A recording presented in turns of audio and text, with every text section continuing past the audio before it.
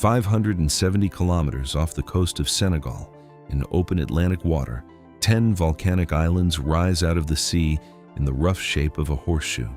9 of them are inhabited. From the air, they look like the surviving peaks of an ancient, drowned continent, jagged and sun-bleached, scattered across 4,033 square kilometers of ocean. This is Cabo Verde, or Cape Verde. And here's the first thing almost nobody knows about it. The name means green cape. It does not look green. Much of it looks like Mars with a coastline. The islands are dry, dusty, streaked in volcanic rock the color of rust and ash. And in a country where rain sometimes forgets to fall for years at a time, the word green feels less like a description and more like a rumor. Sail toward any of these islands and the first color you actually meet is not green at all. It is ochre and rust and the deep blue-black of cooled lava, broken occasionally by a white ribbon of salt flat or the turquoise shallows around a beach. That is the contradiction this story is built on. A nation named for a color it rarely wears, sitting in the middle of an ocean, carrying a misunderstanding in its own name for over 500 years. The mistake did not begin here. It began on the African mainland, in Senegal, at a headland the Portuguese called Cabo Verde in 1444, 20 years before anyone from Europe had even seen these islands. That cape was genuinely green, thick with vegetation where the Sahara finally gave way to forest.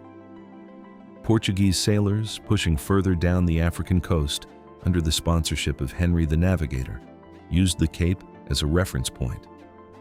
When navigators, including Antonio de Noli, a Genoese captain working for the Portuguese crown, stumbled onto the uninhabited archipelago a few hundred kilometers offshore around 1460, they simply borrowed the name of the nearest landmark they knew. The islands were never green in the way that Cape was. They inherited a label built for someone else's geography, and it stuck for over 5 centuries, right up through Cabo Verde's official 2013 request that the world stop even softening the name into English. The physical truth of these islands is almost the exact opposite of their name. Rainfall is rare and seasonal, concentrated mostly in August and September, and in dry years it barely comes at all. Only around 10% of the land is arable, which means the country imports the large majority of its food. Some estimates put it above 80% just to keep people fed. The climate is technically semi-arid to arid, cooled slightly by the surrounding Atlantic and by cold currents that spare it the crushing heat of the nearby Sahara, with average temperatures drifting between 22 and 27 degrees Celsius across the year. The terrain is almost entirely volcanic.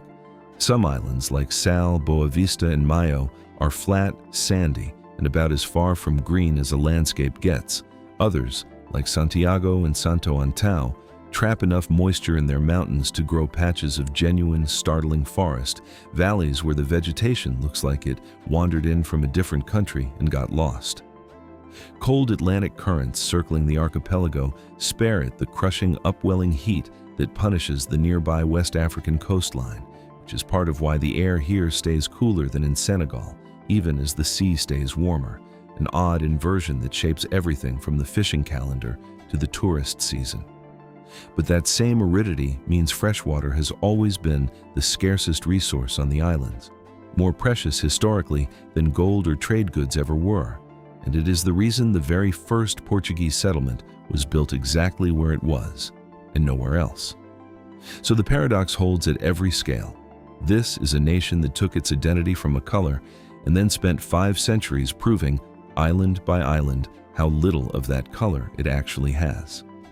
The human story here starts on the island of Santiago in 1462, when Portuguese and Genoese settlers under Antonio de Noli founded a town called Ribeira Grande, meaning Great River, at a spot chosen for one simple life or death reason. There was fresh water. That single advantage turned Ribeira Grande, later renamed Cidade Velha, meaning Old City, into the first permanent European colonial settlement built anywhere in the tropics. It was not founded for beauty or for farmland. It was founded for position. Sitting almost exactly between Europe West Africa, and the emerging Americas, Ribeira Grande became a strategic hinge point for early transatlantic trade, so central to Portugal's ambitions that it received a royal charter in 1466, granting it exclusive trading rights along the entire Guinea coast. Vasco da Gama stopped there in 1497 on his way to India. Christopher Columbus stopped there in 1498 on his third voyage to the Americas. A tiny settlement on a dry island had, within a few decades, become a crossroads of the known world. That strategic value came at a devastating human cost. Cidade Velha's harbor grew wealthy because it became one of the earliest and most active hubs of the transatlantic slave trade, a clearinghouse where captive Africans were held and, in the language of the time, seasoned before being shipped onward to plantations in Brazil, the Caribbean, and elsewhere in the Americas. A marble pillory still standing in the town's central square, erected in the early 1500s, was used to punish and publicly display enslaved people, and it remains today as one of the most sobering monuments in West Africa. The wealth generated by that trade funded genuine architectural grandeur, including the Nossa Senhora do Rosário Church, completed in 1495 and often cited as the oldest surviving colonial church in the world. But that same wealth made Ribeira Grande a target. English privateer Sir Francis Drake sacked the town in 1585, burning much of it. French forces under Jacques Cassar devastated it again in 1712, stripping even the bells from the cathedral. By 1770, the capital had been moved permanently to nearby Praia, and Ribeira Grande, the birthplace of the entire colony, was left to decline into the quiet ruin now known as Cidade Velha, a UNESCO World Heritage Site since 2009, and to this day, the only site in the country to carry that designation. Walk its streets now, and the scale of what once happened there is almost impossible to square with how small and sleepy the town has become, a handful of colorful houses, 2 ruined churches, and a fortress on the hill above, all sitting quietly where one of the busiest ports in the Atlantic world used to be. The suffering did not end with the slave trade's decline in the 19th century. Cape Verde's isolation and its dependence on unreliable rainfall made it repeatedly, catastrophically vulnerable to famine, a vulnerability that colonial policy did almost nothing to fix and in some periods actively worsened. 20th century Cape Verde endured 2 documented famines, one from 1941 to 1943 and another from 1947 to 1948, together killing an estimated 45,000 people, roughly 1 in every 5 islanders alive at the time. On islands like São Nicolau and Fogo, the death toll during those years reportedly reached nearly a third of the population. Portugal's Estado Novo government under Antonio de Oliveira Salazar largely suppressed reporting on the crisis, restricting the word famine itself, while thousands of survivors were funneled into forced or contract labor on cocoa plantations in São Tomé and Príncipe, a migration so large that an estimated 80,000 Cape Verdeans were shipped there between 1900 and 1970. This history is not told to sensationalize suffering. It is told because it explains almost everything that came afterward: the emigration, the diaspora, the deep vein of longing that runs through Cape Verdean culture to this day.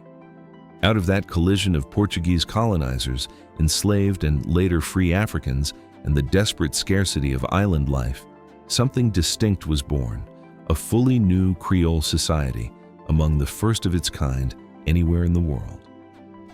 Cidade Velha is recognized by historians and by UNESCO itself as the cradle of Creole culture in the Atlantic, a template that would later shape mixed societies across the Caribbean and the Americas. Out of that fusion came Creole, Cape Verdean Creole, a Portuguese-based language spoken today by the vast majority of the population, even though Portuguese remains the official language of government and schooling. Out of it also came a new ethnic identity entirely, neither purely African nor purely European, forged specifically on these islands and nowhere else. It is a culture built, quite literally, from collision and survival. The road from colony to nation runs through one figure above all others, Amilcar Cabral, a Cape Verdean-born agronomist, poet, and revolutionary theorist who founded the PAIGC, the African Party for the Independence of Guinea and Cape Verde, in 1956. Cabral, who studied at the secondary school in Mindelo before becoming one of the most significant anti-colonial thinkers of the 20th century, led a guerrilla movement against Portuguese rule that combined military organizing with a deep philosophy about culture as an act of resistance. He was assassinated in January 1973 before independence was won, a loss still deeply felt across the archipelago. Portugal's own Carnation Revolution in April 1974 finally toppled the dictatorship in Lisbon and opened the door to decolonization across its African territories. Cabo Verde formally became an independent nation on July 5, 1975, with Aristides Pereira, one of Cabral's closest allies, becoming its first president. The country initially shared a single ruling party with Guinea-Bissau on the mainland before the two split politically in 1981, and in 1991, Cabo Verde made one of the earliest peaceful transitions to full multi-party democracy anywhere in Africa, a distinction it has never surrendered since. It was not a dramatic revolution.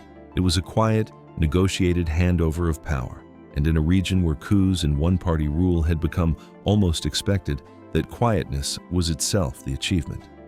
Move through the islands themselves, and the country stops being an abstraction.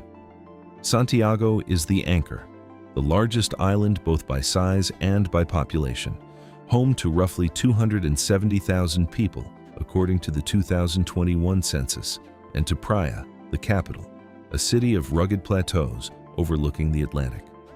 This is considered the most African of the islands, closest in rhythm and landscape to the West African mainland it sits opposite. Farther northwest lies São Vicente, whose port city of Mindelo has a case for being the cultural heart of the entire nation, even though Praia holds the administrative crown.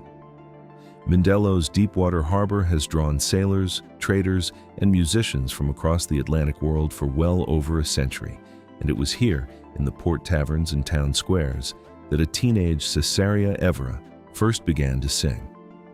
Santo Antão, just a short ferry ride from Mindelo, could not look more different.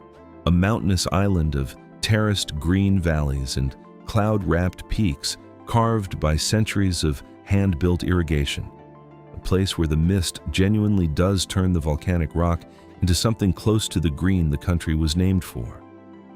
If Santo Antão is the exception that finally earns the name, Fogo is the island that explains the volcanic violence beneath everything. Its centerpiece is Pico de Fogo, an active stratovolcano rising 2,829 meters above the Atlantic, the tallest point in the entire country, with a resident community that farms grapes in the ash-black volcanic soil of the caldera itself, producing wine from a landscape that could erupt again. Farther east, Sal and Boa Vista trade drama for stillness, flat, wind-scoured, sun-blasted islands of pale sand and turquoise water, where European tourists now vastly outnumber the local population on any given beach, and where loggerhead sea turtles still crawl ashore at night on Boa Vista to lay their eggs in some of the largest nesting sites in the Atlantic. And down at the southern tip of the Sotavento group sits Brava, the smallest inhabited island, nicknamed the Island of Flowers, quiet, steep, and largely bypassed by the tourism that has transformed Sal. Between these larger islands lie smaller footnotes worth naming too. Maio stays flat and sleepy, its salt pans and donkeys barely disturbed by the modern era. São Nicolau, mountainous and half-forgotten, still carries the memory of some of the worst famine losses of the 20th century in its thin, scattered population. Each island, in its own way, argues against the idea that this is a single uniform country. It is closer to 10 small nations sharing one flag, one language, and one long Atlantic horizon. No understanding of Cabo Verde is complete without its music, and no genre matters more than morna, a slow, aching style built around guitar, violin, and the small four-stringed cavaquinho, often compared to Portuguese fado, but distinctly its own, shaped over roughly 2 centuries by poets like Eugenio Tavares who wrote in Creole against colonial rule.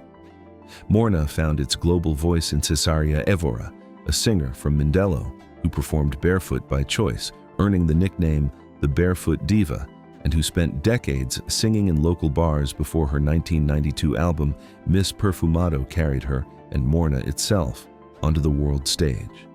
She won a Grammy Award in 2004 and remained until her death in 2011, arguably the most internationally recognized Cape Verdean who ever lived.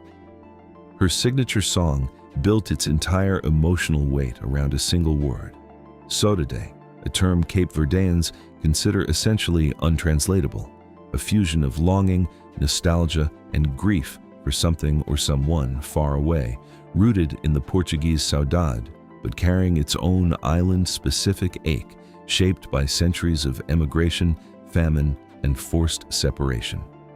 That same emotional undercurrent runs into the country's national dish, cachupa, a slow-cooked stew built from hominy corn and beans, stretched with whatever meat, fish, or vegetables are available. It exists in two forms, a rich version for celebrations and a leaner, thinner version called cachupa guisada, or cachupa pobre for harder times, and that duality is the point. Cachupa is a dish literally built to flex between abundance and scarcity, a culinary memory of a people who have had to survive both. Alongside Morna sit two livelier cousins, Coladera and Funana. The first, a swaying, flirtatious dance rhythm, the second, a driving accordion and iron sound rooted in the rural fields of Santiago, and long suppressed under colonial rule for its association with African identity and resistance. Where Morna sits quietly with its grief, Funana gets up and moves, and hearing the two side by side is the fastest way to understand the emotional range of this small country's music. Today's Cabo Verde tells a very different story from its famine-scarred past, even if the geography underneath has not changed. It remains one of Africa's most stable democracies, ranking third among 54 African countries on the Mo Ibrahim Index of African Governance and rated free in Freedom House's global rankings, with peaceful transfers of power between its two main parties since the 1991 transition. Adult literacy sits somewhere between 88 and 91%, depending on the measure used, among the highest rates on the African continent and a direct legacy of sustained investment in education since independence. On energy, the government has set a target of drawing 50% of national electricity from renewable sources by 2030, up from around 18 to 20% today, with new solar and wind capacity under construction on islands including Santiago, and a longer-term ambition of reaching 100% renewables by 2050. In 2023, Portugal agreed to convert 140 million euros of Cabo Verde's debt into environmental financing, one of the first debt for climate swaps carried out anywhere in Africa. And then there is football. In October 2025, the national team, nicknamed the Tubarões Azuis, the Blue Sharks, beat Eswatini 3-0 in Praia to qualify for the FIFA World Cup for the very first time in the country's history, becoming one of the smallest nations by both population and land area ever to reach the tournament. In the summer of 2026, they stunned the football world further, holding European champion Spain to a scoreless draw in their opening match, then drawing 2-2 with two-time champions Uruguay, before advancing out of the group stage entirely, a run built by players drawn heavily from the diaspora, the same diaspora that has defined Cape Verdean life for centuries. That diaspora, spread across Portugal, the United States, France, the Netherlands, and beyond, is now believed to outnumber the population living on the islands themselves, and the money it sends home, remittances typically running somewhere between 10 and 15% of national income, remains one of the steadiest pillars holding the economy together. Tourism now accounts for roughly a quarter of gross domestic product, concentrated overwhelmingly on the beach resorts of Sal and Boa Vista, and the country has used that revenue, along with sustained aid and multilateral financing, to graduate from United Nations least developed country status back in 2008, a rare success story on a continent where that step is uncommon. None of this erases the underlying fragility. A nation built on volcanic rock, importing most of its food, watching its water tables shrink, still lives closer to the edge than its calm democratic surface suggests. But it is an edge the country has, so far, learned to walk with unusual steadiness. From the ruined pillory of Cidade Velha to the volcanic vineyards of Fogo.